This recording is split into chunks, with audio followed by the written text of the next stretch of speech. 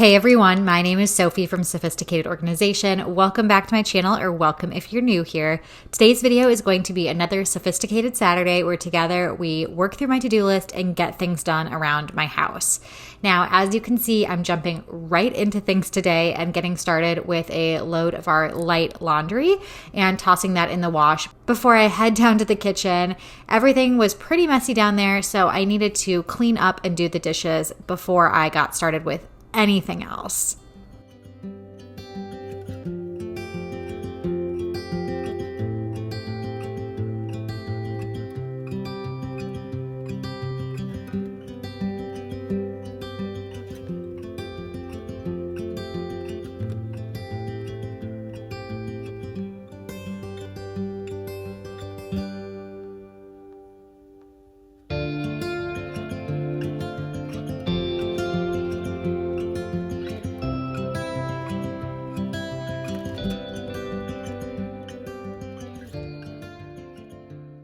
There are a few spaces in my house that make a huge difference for me in feeling like things are put together and clean versus a complete disaster. And one of those places is the kitchen. I'm sure many of you feel the same way when your kitchen is a mess, your house feels like a mess. Oftentimes our kitchens are, especially now with open floor plans, kind of right in the center of everything. So right when you walk through the front door, you can come into our home and you have our living room and our kitchen. So it really feels like one of those spaces that has a huge impact. It's also the space right when I walk downstairs in the morning. Our stairwell drops off right into our kitchen. So it sets the tone for the start of my day as well. That's why it's typically part of my night routine to try and have my kitchen clean before I go to bed. So when I wake up, come downstairs, I'm not immediately stressed out and I can start the day on a good note. Another one of those spaces for me is probably our bedroom. Same kind of thing. It's a place that you really want to be peaceful and you want to be able to just forget about the stresses of the day. So making your bed first thing in the morning is really a great way to start the day. We all know that. It makes us feel more productive right away, but it also then sets the tone for the evening because you took the time in the morning to make your bed. Then when you head into your room to go to bed, it's an immediate peaceful space and you can just kind of pull back the covers and climb on in.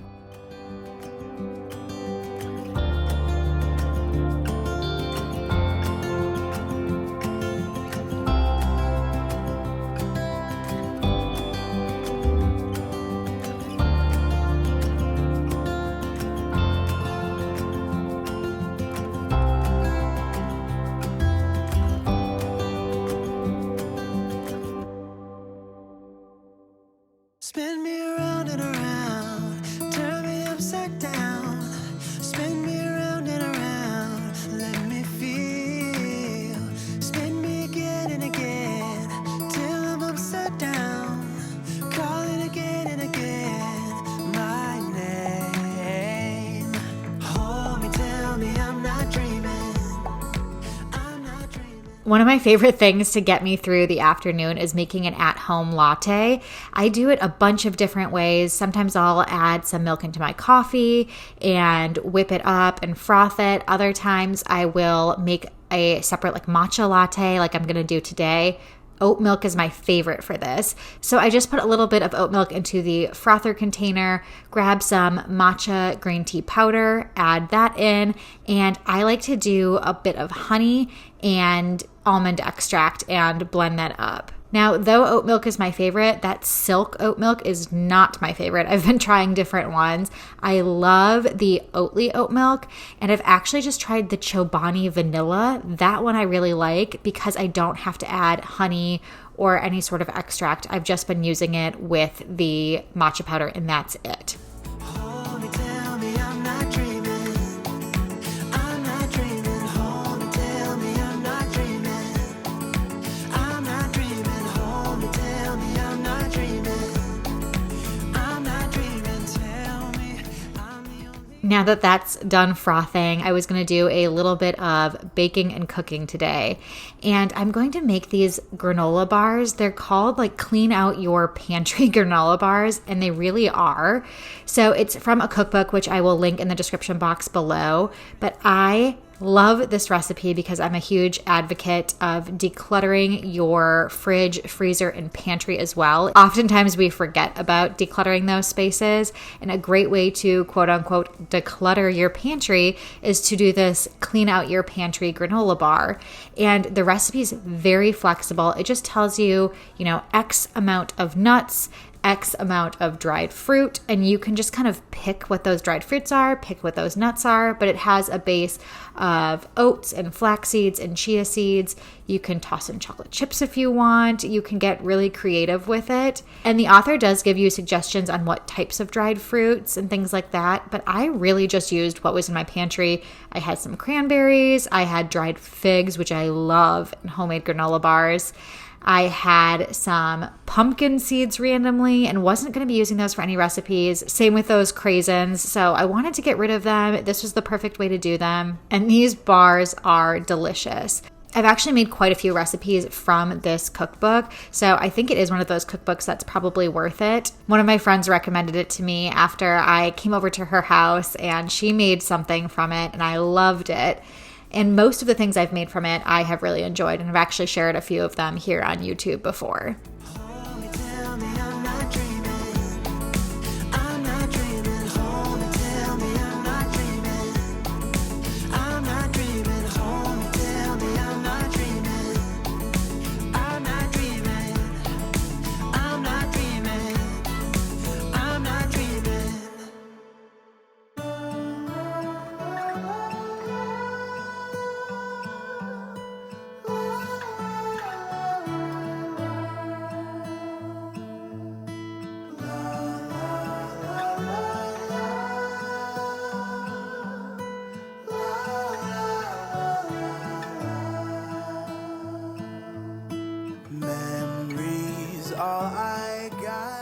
That initial mixture I had needs to cook in the oven for a little bit, and while I did that, I had the peanut butter and honey mixture going in the microwave to get it nice and smooth and creamy so I could blend it in with my dry ingredients really well.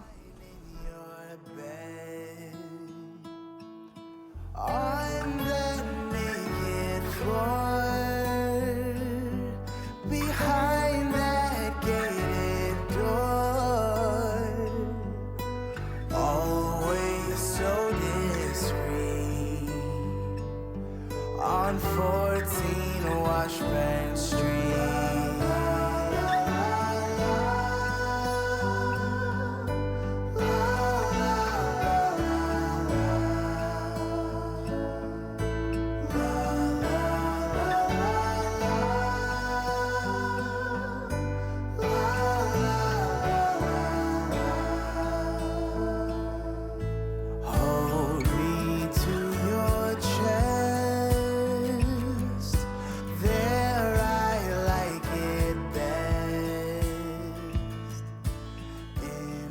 With the nuts, chia seeds, flax seeds, and oats all toasted, I'm taking those out of the oven and then going to add them into my mixing bowl.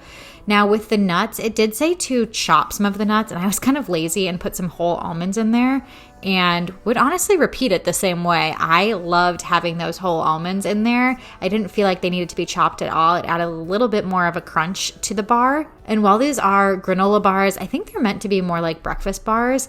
Jim's parents came over the next day and we still had some leftovers of these, and he kept calling them dessert bars after we had dinner and said, Sophie made some really good dessert bars. You should give them a try.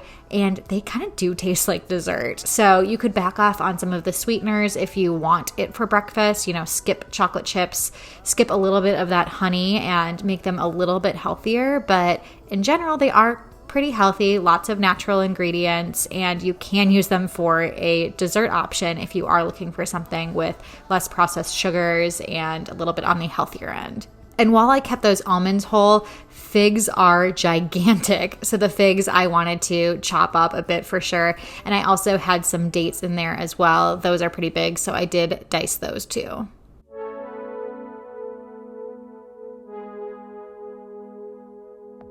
This is a call that I know that we've fallen off the track. And somehow we had to let go. Yeah. got your back. 'Cause I know there's a light space, a gleaming trace, and I won't let me go on like this. Our baby boy has been having some spit up issues recently. I know all babies spit up, but I am breastfeeding, and I spoke to a lactation consultant who suggested that I at least try and see what happens if I remove dairy from my diet. So I did half of these with chocolate chips and half of them without. I'm trying to be really strict about the dairy, so chocolate chips have milk in them, and I don't want to introduce any. I want to do this experiment some justice and see if it helps with the spitting up and some of the fussiness that's going around with eating. And like I was mentioning earlier, it's kind of nice to have one set with chocolate chips as more of an indulgent treat and one without as a healthier option. But we'll see if this dairy-free really does anything. Jim's convinced it's not going to, and that he's just a baby that spits up. I think he might be right, but we're going to see the pediatrician in a few weeks, so I'm going to give it a try until then.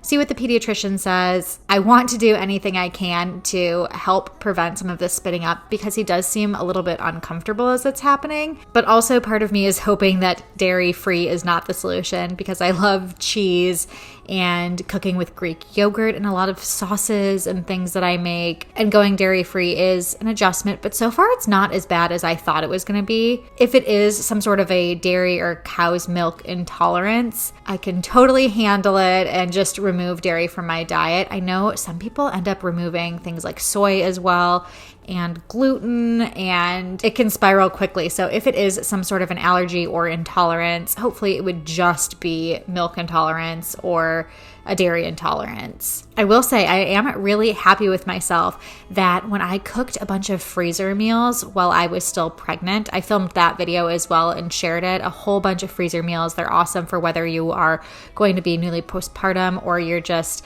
somebody who's sometimes short on time and likes to have a quick, easy homemade meal instead of having to go out. But I made some of them dairy-free and actually labeled them that way. So this week I can pull out some of those dairy-free freezer meals and not have to spend as much time cooking and don't have to worry about the dairy and remembering whether I put dairy in a recipe or not because I labeled them.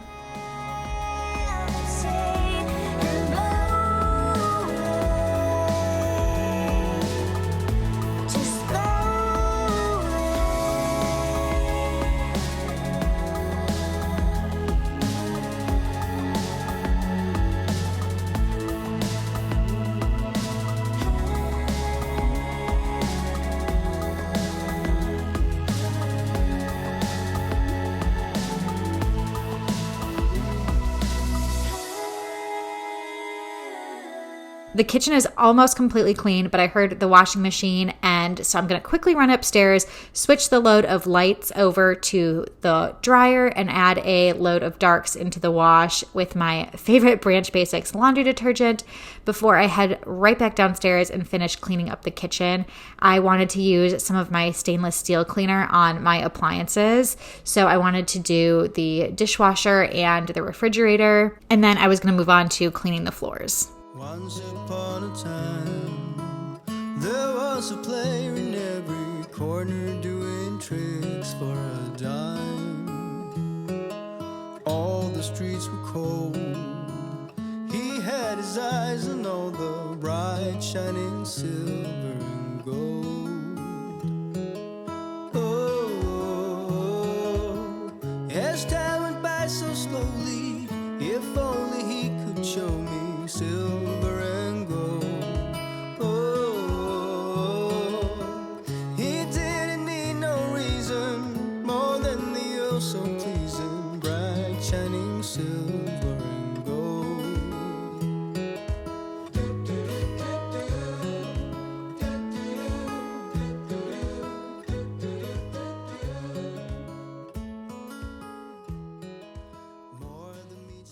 I just got some new cleaning solution for my Bissell Crosswave. I have still been really loving this thing. Again, my only potential regret with it is not splurging and getting that cordless version. I'm so used to having a cordless vacuum now that having anything corded feels like a major burden, but it really is not a major burden if we're being honest. It's just a little bit of a hassle to hold that cord and ravel it and unravel it and all of that stuff, but the actual Bissell Crosswave itself and the way it cleans and how much it helps, especially in an area like the kitchen where sometimes there are crumbs on the ground, but there's also things that fall and sticky things, and the floors need to be both kind of swept / vacuumed and mopped. And having a tool that does it all in one, and I can just do one pass, saves me so much time, makes me so much more likely to actually clean the floors. I don't know about you, but when you have a cleaning tool or a cleaning task that you know just takes a lot of time and is a little bit more of a hassle. Like, for example, I love when I mop my floors. They smell great, they feel great, they look great, but taking out that mop and the bucket and filling it with water and the cleaning solution, it's like a whole ordeal. This really just eliminates kind of that mental stress around cleaning my kitchen floors, and I can just do it all so quickly. So if you are debating or thinking about one of these, we actually had one on our wedding registry. Nobody ever bought it for us, and I saw it on sale at Costco and jumped on it probably a year after our wedding when we moved into this house. Actually, that would have been a little bit over a year. And I'm so happy with the decision and just wish I would have done it earlier. And then again, maybe I wish I would have done the cordless version. I don't have the cordless version, so I can't speak to it. But if you are in the position to splurge, it might be something worth looking at.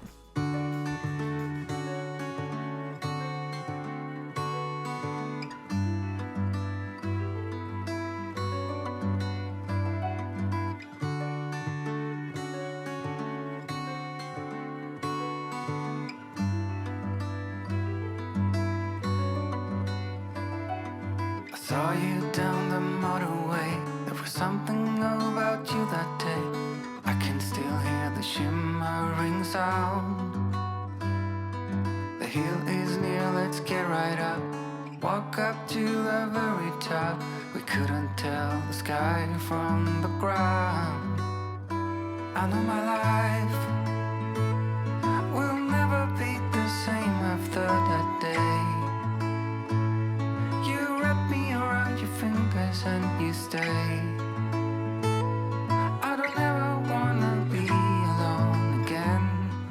Back up to the laundry room, I went to check the dryer, and things actually were not quite dry yet. So I tossed it back in there and tumbled it for a few more minutes and went to the bathroom to clean things up from Owen's bath before going back down to the kitchen because those granola bars are ready to cut.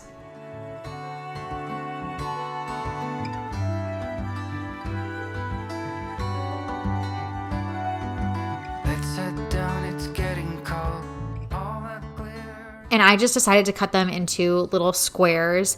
I did one set into big squares, one set into a little bit of smaller squares. You can cut them into more bar shapes, like longer rectangles, or keep them in squares like I did. You can tell this recipe is beyond flexible, and that's one of the reasons that I really enjoy it and probably will plan to make these over and over and over again. And some of the fun of it is the fact that the ingredients change every single time. So it's kind of fun. You can never actually recreate the exact same thing, probably, unless you record exactly what you use. But the cleaning out your pantry aspect is one of my favorites. But it's also kind of a mystery what flavor you're going to get every time, and it mixes it up and keeps it fresh.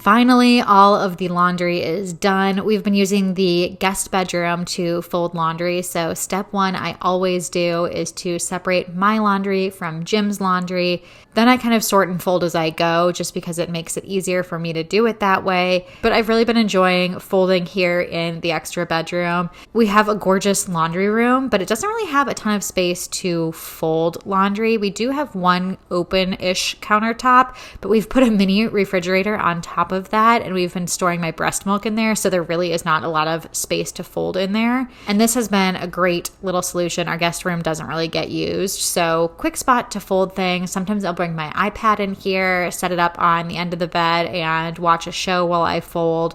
And then it's really close to our bedroom, so it's easy to carry things over.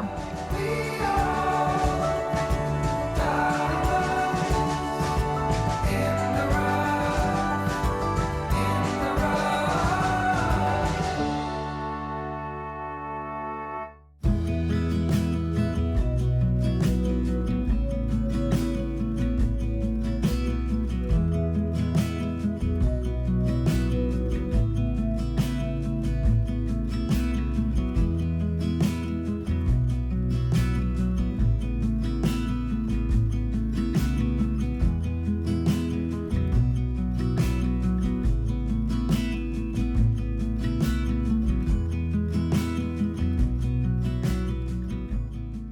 this is where I'm going to leave you for the day. I really appreciate if you have watched this far. I know I still have a little bit more laundry to fold, but I'm not going to make you watch the entire thing. If you did like today's video and want to give it a thumbs up, that would be great. If you haven't subscribed to my channel already, please consider subscribing so you can see future videos like these sophisticated Saturdays, and plenty of other organizing and cleaning and motivational content.